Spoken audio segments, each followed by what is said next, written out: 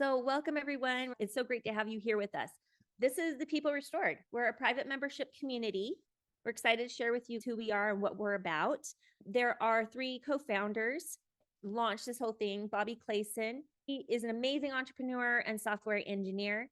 If you're familiar with TaxBit, that's a huge software company that does a tax software for Bitcoin. Okay. He's one of the developers and founders of that. Also the one who's created the Crofter app, which is a way for ranchers, farmers, agriculture producers to be able to connect directly with consumers and better product and pricing for us as consumers. Phil Taylor, he's the executive director of the People Restored. He has run multi-million-dollar companies where he was in charge of all of their sales area. He was a vice president of a Second Amendment Coalition for the Firearms Policy Coalition. He has a great background in legal strategies and helping to protect rights. And he's the one you'll be able to ask questions to at the end. Then there's myself, Helen Thomas Robson. My background is in marketing. I'm a professional artist as well. And my background is in building communities. I love connecting people, and it's one of the things I do best. And we're excited to have you guys here tonight. One of the things that I want to share with you, why I'm passionate about what we're doing here. It's interesting how different experiences in life actually drives our passions in the future, right? I think all of you have experienced this before. And I remember it was back in 2008 when we had the market crash. My husband and I were in Arizona. It was before we had joined the military. People were losing their homes all around us. Things were really tight and bad for us too. And we were having creditors calling all the time. I was having to just beg them, hey, will you give us a couple more months? And they wouldn't. And I remember just looking in my cupboard and seeing only a box of graham crackers that I could feed my little ones. Like I was 3 months, second trimester with my third child and had little kids. And I just remember just that feeling of despair and hopelessness, that things were so bad that all I had was graham crackers in my cupboard to feed my kids. And the creditors didn't care. They just wanted their money. And it was so frustrating and just really crushing. And I remember I finally just decided that we would get help. And I was able to go and get help to where I could purchase groceries. And I had this huge cart full of groceries. And I just remember looking at it as I was going through the checkout line and just literally crying. I was bawling. And it was because there's something that is so powerful when everything is crashing down around you. If you have food, it makes everything else doable. You're like, we can do this. We can get through this. But when you don't have food, everything seems hopeless. And I remember thinking at that time, I am never going to get myself in this position again. I'm going to do everything I can to make sure that I'm never struggling to feed my kids where I have a box of graham crackers in the cupboard. And so part of why I'm here tonight is because it's part of fulfilling that promise to myself, that I'm going to make sure that my family is taken care of and that we are never going to struggle with food again. And that means I'm here to fight for that same thing for you and your family. And one of the biggest things that we are so passionate about, Phil, Bobby, the others on our TPR team, is being able to do even that basic thing of being able to always know we can feed our families and that we can provide for our families. And that's part of why we're here. And part of I know that you're going to want to be part of this community because of that too. Because the last several months that we've been doing this and community members have been becoming part of our community, we have found that's a commonality with all of us, is that we want our food rights. We want our protections to be able to provide for our family. So that's what I'm going to share with you tonight. And we found the best way that we could do that is through private membership community. So let's talk about what private membership community is. So a private membership community is similar to a private membership association. And if you are familiar with the PMA, many of you are. If you have a Costco card, you are in a PMA. Golf country clubs, private clubs, bars for members, homeschool clubs, PTA clubs, shooting clubs. There's so many different types of clubs or associations that are PMAs. A private membership community is very similar, but there's a couple of differences. A private membership community it's multifaceted, where a PMA is usually towards one area. A community is not just one thing, it's many things. It's businesses, interests, people, beliefs, industries. Okay.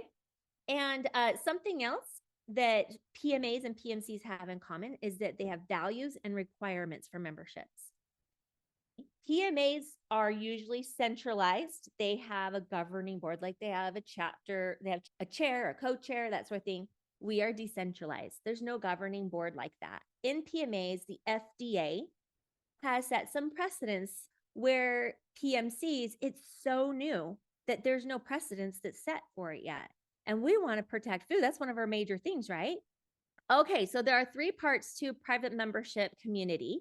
One, creating a parallel economy. Two, being able to gather like-minded people together. And three, protections with private contract law. Now, parallel economy, why would we want a parallel economy? What do you think are some reasons why it's important that we have a parallel economy? I think it's to protect ourselves from the government doing away with the dollar and going to a digital currency and controlling we spend. Yep. A parallel economy can help set some precedents to help protect us with being able to use alternative currencies. So here's some other things that I also put out too. Alternative to the one that we have that's being manipulated and overregulated. So that's bringing up what Pam was saying. They're trying to put CBDCs in, right? Controlling our currency. Commerce without the fear of being canceled for personal beliefs. I know some of us went through that during COVID, where if you weren't going along with what everybody else was saying, that they would not shop at your store anymore, right? And then also it just strengthens our own economy. Like it helps to keep money within our communities. That helps to keep us stronger. Some great historical examples are the Jewish community and the Amish communities. They are very, very good at this. In fact, it's part of their traditions, their values, even scripture for them, that they always do business with each other first before they go outside of their community. It creates that stronger economy. The other thing too is it helps to create high trust. When you do business with someone and you have a great experience, that creates trust, right? And then it causes you to come back again. When you keep on doing that over and over, it gets stronger and stronger. It creates high trust. You continue to do business with each other. You continue to build a relationship with each other. And it's just this cycle that keeps going around and around, which is really great. If someone in the Jewish community or the Amish community did a bad product with each other, were dishonest with each other, what would happen? Do those communities allow for people to be dishonest and untrustworthy? No, they don't. It's an amazing self-regulating community. If you do something that is against what the culture is, they'll kick you out or they won't do business with you anymore because trust is so huge for them. What resources are there with the People Restored? So first of all, we have a website and we have a community app. This community app is a social media app and a commerce app. This is completely private. Only our community members have access to it and interact within it. Also, we have marketplace directories, marketplace and job board news feeds. We have community events where you can market your business at if you have a business. This isn't just about businesses. This is a community of households and businesses because we need each other. We'll go through this and I'll show you guys what it looks like during the Q&A. We'll check that out and show it to you later. The second thing is a community of like-minded people. This is a value-based driven community. We are not politically driven. We're not like a certain denomination. We are value-based driven. The values that we follow and hold strong to are your traditional Judeo-Christian American family values. It's what America is known for or was known for, right? Like I said, it's households and businesses that you know you can count on. And this helps to protect our ability to gather together in groups. So we can share food. When you come to any of our community gatherings, we always have food at them. We do like a potluck. And there's a little bit of a legal strategy to this, because when we can show that our community shares food and we do potlucks, that we exchange food even without expecting pay for it, then we can protect that legally because we can show it's intrinsic to our group. So every time we do gatherings, we always have food at them because it helps establish that precedence for legal protections. We speak openly of faith and beliefs, also to help establish these for legal protections. And we have a high trust in our community. It is a culture of high trust and honor. The community is self-governing. An example that I think is a great example of this. Has anybody here ever been part of the ham radio community? They're a very, very high trust community. They're very good at regulating each other. If you do something that's not what the culture is in the ham radio community, they'll let you know. They'll like, hey, we don't do that here. We have standards, we have a culture, we have values here. And people are like, oh, okay, I'm sorry. People aren't always used to that, right? I love that ham radio culture. And that's what we are establishing within our community too. And then resources to each other with our interests and skills. So for example, we have a ham radio club that we just started recently. And it was because someone in our community said, hey, I love this. I do it as a hobby. It's not a profession for me, but I'm connected with people. I would love for us to be able to establish ham radio club where we have at least 2 people in every community of the people restored, no matter where it's at in the United States, ham radio certified, that we can grow this because we need to be able to communicate offline as well as online. Love that. Some of our best ideas have come from people in our community, and that's the way it should be. Okay, so protections. Now, Austin Hepworth, he is our lawyer. He is with Believe First LLC, one of the businesses in the People Restored. He's a business member. When Bobby and Phil first had this idea going, they were talking with Austin, and he said, you know, there's a way that you can protect your parallel economy and community of like-minded people using private contract law. And so I'm going to give you an example of this. In California during COVID, there were 4 schools, and these 4 private schools had certain beliefs on how they educated. It was because of research that they had done and studies that they had done. And they found that if children felt like their teachers liked them, that they learned better. They also found that in-person learning was vital, that kids needed this. And so there were certain values and requirements to go to their school and to teach at their school. They had actually fired teachers for not smiling at children. So when COVID came along and Governor Newsom came out with the mandates, like all the other governors did, with social distancing and masks, it was causing that community of schools, 4 schools, teachers, parents, students, to breach contract. Okay. The teachers were breaching contract with the parents. This gave legal grounds for them to take Governor Newsom in the state of California to court. And it made it up to the Ninth Circuit Court, which is one of the most liberal in the country. They don't care about your personal rights and your constitutional rights, but they care about private contract. This judge actually sided with the schools against Governor Newsom. And the reason why was because they had a private contract. They had shown that these things were intrinsic to their community. They had shown that they had even enforced it by firing teachers for not smiling at children. This actually made it so that they won. Austin Hepworth, this story was shared because he said, why not use contract law to protect your rights? Politicians, the elites, big corporations, they all use private contract law to do business, to move money around. And even some of the politicians to do their shenanigans with, they do it through private contract law. This judge, he's not going to rule against private contract law and risk having all of these companies and politicians and stuff upset at him because he's setting a new precedence in a higher court that starts to break down private contract. Do you see that? This is the strategy in it. So Austin said, just like they move their money around with private contract, put your freedoms that you want to protect in a private contract with a community, and then agree to live those with each other. Show that's intrinsic to your community. Show that it's who you are, and you can use that to help protect yourself against those infringements of those rights. If you love to garden there's some legislation that's actually happening where they want to take away our ability to do our own gardens. There's so much food regulations that are coming. You guys would be blown away. And that's why we're getting this ready too. In our agreement, we actually have that we do some type of food production. I'm not a gardener, you guys. Like, I joke around all the time that I have to switch out my basil plant in my kitchen window because it dies every like 6 weeks and I have to buy a new one at the grocery store. But even my basil plant that is sitting half alive over there still helps qualify me for fulfilling that part of my contract. I don't have to be perfect at it. I have to be pursuing in wanting to become better and doing something to help fulfill that. And by doing that, I am fulfilling my part of the agreement.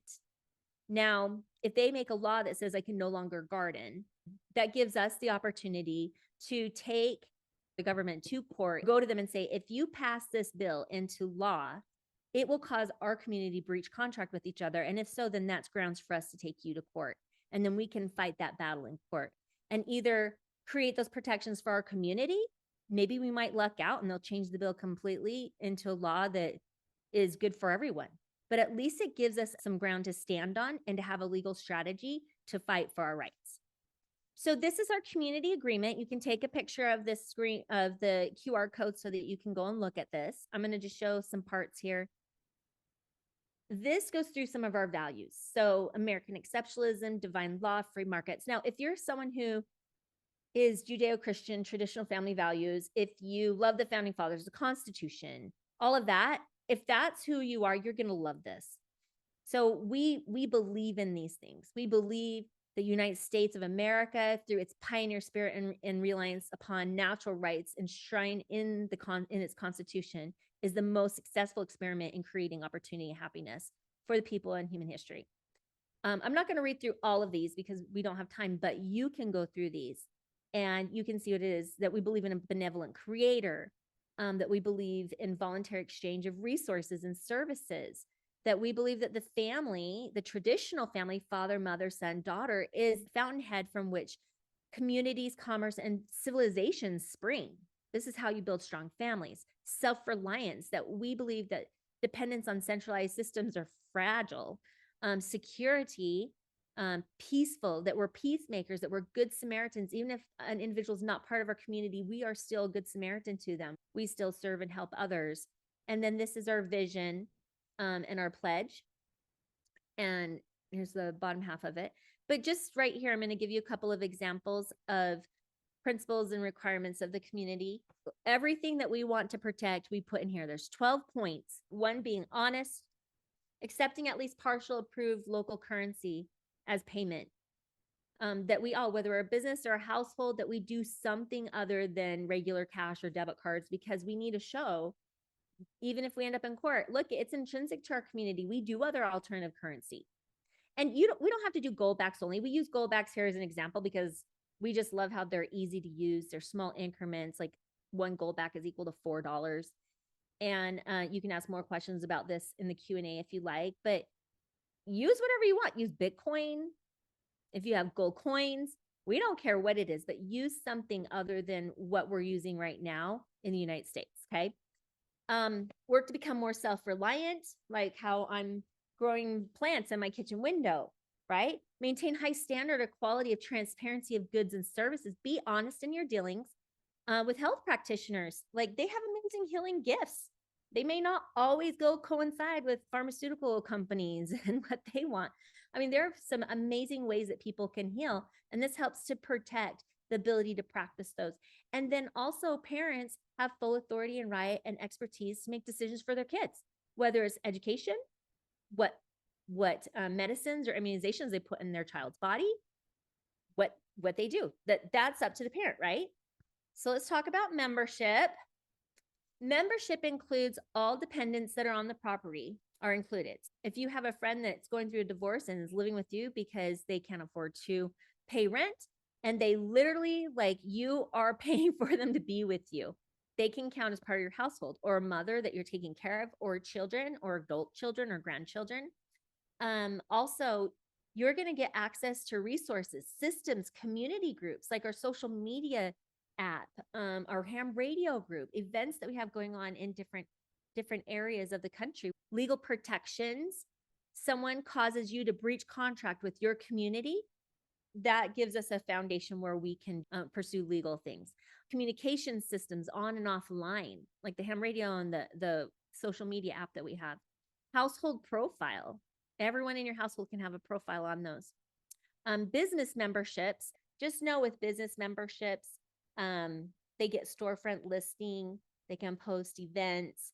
They can show up at any event we have going on, and they're a sponsor of that event, so they can hand out stuff. They can show, present, whatever they want. Business profiles, websites, community event sponsor, professional network, and job listing. So since we're just talking about households, if you have questions about business, like we can ask that in the Q&A. Okay, so to join, it goes towards two things. Our dues go towards two things: operation costs and legal fund. And this is a QR code. What we're doing right now is our standard household membership we're calling it our 25-25. So $25 membership and $25 donation to our legal foundation. Okay. And some of you are like, how are you guys doing that? That we don't want the right families that need to be a part of this community, that should be a part of this community. We don't want financial to hold them back. We want to give you an opportunity to be able to do that. But this is what it is right now. So take advantage of it. But you get access to the marketplace, private social commerce platform, legal protections, community and professional network, household profile and blog, community events, and then your annual dues are $25. So who referred you here? A community builder or another member? When you get enrolled, make sure it will ask, who's your community builder? Put the name or the member that referred you, put it in there. That helps us just to know who's connected to who. We're trying to help make sure that this is a nice, protected community where, it's based on relationships of trust and stuff. And that helps us to know who's coming on board.